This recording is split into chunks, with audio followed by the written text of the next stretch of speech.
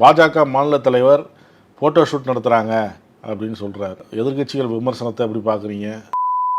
கருத்து சொல்றதுக்கு தகுதியே இல்லாத நபராக இந்த பெஞ்சன் புயல்ல மாறி இருக்காரு. நான் ஒண்ணும் இல்ல, சும்மா சின்ன உதாரணத்தை சொல்றேன். நேற்றைய செய்தி 120 பேருக்கு டோக்கன் கொடுத்திருக்காங்க. ஒரு நிவாரண பொருட்களினுடைய மதிப்பு, ஒரு பை ஒரு ஆளுக்கு கொடுக்க வேண்டிய டோக்கனுடைய மதிப்பு ஒரு 2000 ரூபாய் இருக்குமா? 120 பேருக்கு டோக்கன் கொடுத்துட்டு வெறும் 11 பேருக்கு நிவாரண பொருட்களை கொடுத்துட்டு ஓடிட்டீங்க, முற்றுகையிட்டு இருக்கிறாங்கன்னு ஒரு பிரதான நாளேட்டுல செய்தி வந்திருக்கு. 120 பேருக்கு கூட நிவாரண பொருட்களை கொடுக்க முடியாத ஒரு கட்சியினுடைய தலைவர் தமிழ்நாடு அரசை பார்த்து போட்டோ ஷூட் நடக்குதுன்னு சொல்லி ஏளன ஏகட்டியம் செய்வது எந்த வகையில் சரியாக இருக்கும்? இந்த சம்பவம் நடைபெற்று இப்படி ஒரு புயல் தாக்குகிற நடவடிக்கை, பேய்மலை பெருவெள்ளம் பெய்து கொண்டிருக்கிறது. அடுத்த 3வது மணி நேரத்துல ஸ்பாட்ல இருக்கிறார் சார் துணை முதலமைச்சர்.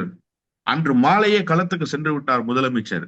பக்கத்து மாவட்டத்தில் இருக்கிற அமைச்சர்களை எல்லாம் பொறுப்பு அமைச்சர்களாக அந்தந்த பகுதிகளில் சட்டமன்ற வாரியாக, ஒன்றிய வாரியாக நியமித்து துரித கதியில பணிகள் நடக்குது. அரியலூர் மாவட்டத்தினுடைய அமைச்சர் சார், போக்குவரத்து துறை அமைச்சர் எஸ் சிவசங்கர், அவர் துறையின் கீழ் இயங்குகிற போக்குவரத்து துறைக்கு செயலாளராக இருக்கிற ஐஏஎஸ் அதிகாரி 2 பேரையும் கொண்டு வந்து விக்கிரவாண்டி தொகுதியில போட்டாரு முதலமைச்சர்.